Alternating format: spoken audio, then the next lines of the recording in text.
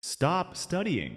You are wasting your time. If you're studying the way most students do, you're probably wasting 80% of your time, and you don't even realize it. Ever spent hours cramming only to forget everything in the exam? Most students learn how to study the right way too late. But by the time you finish this video, you'll know how to study effectively and save yourself years of frustration. Imagine you're trying to fill a bucket with water, but there are holes everywhere. No matter how much you pour in, most of it leaks out. Frustrating, right? Well, that's exactly what most students do when they study. They spend hours trying to absorb information, but their brains don't retain much of it. And the worst part, they don't even realize it's happening. Now, let's talk about the biggest mistakes that are making your study sessions almost useless. Mistake 1.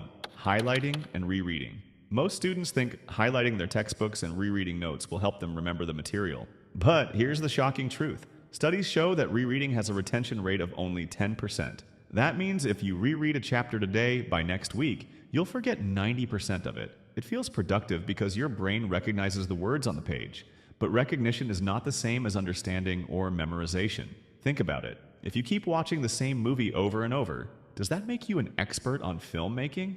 No, you're just getting familiar with the story. And that's exactly what happens with passive rereading. Mistake 2. Cramming last minute. Let's be real. We've all crammed for a test at some point. Staying up all night, drinking way too much coffee, and stuffing information into our brains like it's a suitcase we're sitting on, just to close. But cramming doesn't work long term. Sure, you might remember some of it for the test tomorrow, but within a few days, most of that information is gone. Poof. Here's why. Your brain treats crammed information like junk mail. It throws it away because it knows you don't really need it. You're just forcing it in without giving your brain a reason to hold on to it. And if you think, well, I only need to remember it for the test, here's a hard truth. The students who actually master the material will always outperform you in the long run, whether it's in class, in college, or in their careers. Mistake 3. Studying passively. Another massive mistake? Studying passively, meaning you just read, watch, or listen without actually doing anything with the information. Imagine you want to learn how to swim. Would you read a book about swimming and then jump into a pool expecting to be an expert? Of course not. You'd drown.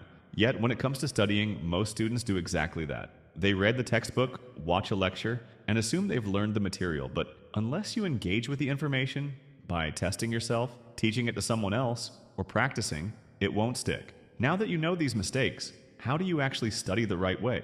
That brings us to the game-changing shift. Here's the truth. Studying isn't about how much time you spend, it's about how much you retain. Some students study for 3 hours and forget everything the next day. Others study for 1 hour and remember most of it for life. The difference? How they study. Most people treat studying like mindless repetition, but real learning happens when your brain is actively challenged, when it struggles, when it makes connections, and when it retrieves information on its own. This is where retention greater than consumption. Instead of mindlessly consuming information, you need to focus on retaining it in a way that actually sticks. The learning pyramid, the key to studying smarter. Let me show you something called the learning pyramid. This one simple concept can change the way you study forever. At the bottom of the pyramid, we have reading. This has a retention rate of only 10%, meaning if you just read your textbook, you're forgetting 90% of it. Next, we have lectures. When you sit in class and listen to a teacher talk, you retain about 20%. Now, let's go higher. Watching demonstrations, that's about 30% retention. But here's where it gets powerful. When you actively engage with the information, retention skyrockets. Practicing a concept, that's 75% retention. Teaching it to someone else, 90% retention. That means if you truly want to remember what you study, you need to stop just reading and start actively recalling, teaching, and applying the information. And that's exactly what we're about to break down step by step. Step 1. Active recall and testing. If you want to remember more in half the time, you need a strategy called active recall. Active recall forces your brain to lift the weight. Instead of passively taking in information, you pull it out from memory, which is what makes it stick. And the best way to do this? 2 science-backed techniques. Strategy 1. The Feynman technique. If you can't explain something in simple terms, you don't understand it. Pick a concept and try to teach it to a 5-year-old. If you struggle, go back and relearn the parts you got stuck on. This shows you exactly where the gaps in your knowledge are. Refine your explanation until it's crystal clear. This works because teaching forces your brain to organize information, making it easier to recall later. Strategy 2. Past papers and self-quizzing. Here's a fact. The top students don't study more, they test themselves more. Instead of rereading, they actively quiz themselves using flashcards, past exam papers, or self-made quizzes. A real-world case study showed that students who quizzed themselves before studying scored 50% higher on exams than those who just read their notes.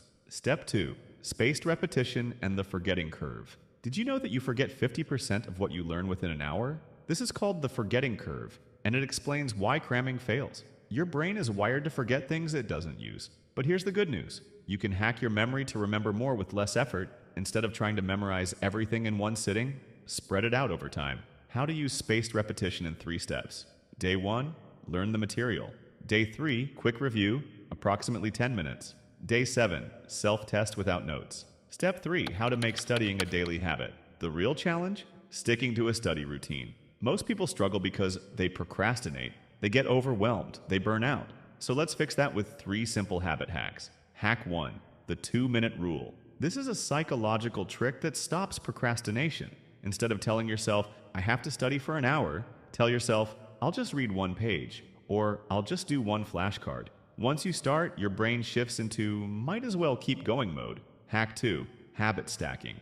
Attach studying to a routine you already do. After brushing your teeth, review 1 flashcard. After breakfast, do a 5-minute quiz. After dinner, summarize 1 concept in your own words. By linking it to an existing habit, it becomes automatic, just like brushing your teeth. Hack 3, avoid burnout with the Pomodoro technique. If studying feels like a marathon, your brain will resist. Instead, use the Pomodoro technique. 25 minutes of deep focus, 5-minute break. Repeat 4 times, then take a longer break. Now here's the hard truth. Even the best study techniques won't help you if you don't use them consistently. Most students cram for hours the night before and wonder why they forget everything. But the real secret?